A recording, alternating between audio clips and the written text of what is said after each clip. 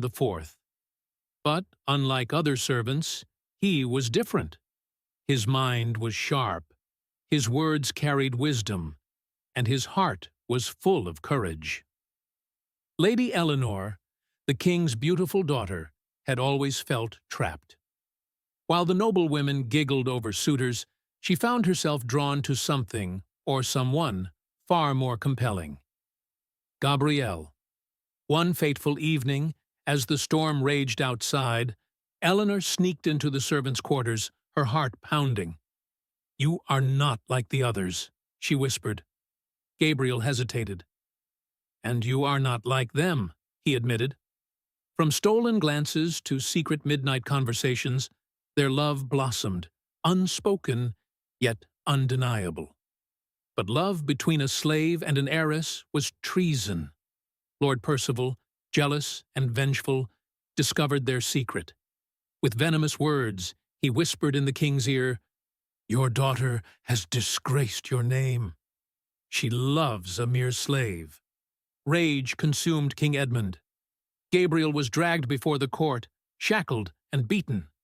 "You dare defile my daughter?" the king roared.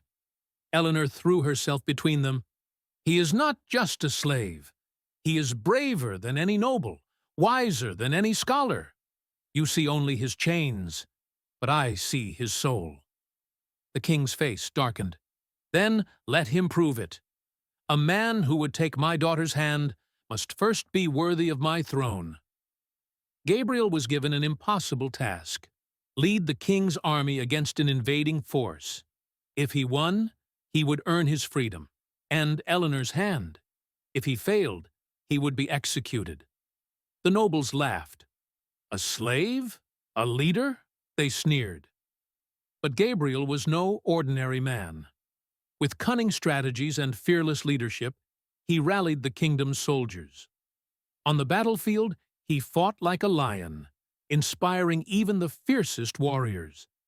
And when victory came, it was Gabriel who rode back, triumphant, while the nobles who doubted him stood in stunned silence. King Edmund, seeing the man before him, bowed his head in respect. "You have proven yourself greater than any noble in this court," he declared.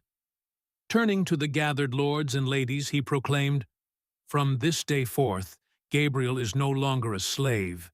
He shall stand as a ruler beside my daughter." Gasps filled the hall. A slave turned king. Eleanor ran into Gabriel's arms, tears streaming down her face. "I knew you would return to me," she whispered. And so the impossible love became a legend, a love that shattered chains, defied fate, and forged a new kingdom built not on bloodlines, but on courage and love. And so the slave became a king, and the princess became his queen. And in the kingdom of Evermere, love was no longer bound by chains,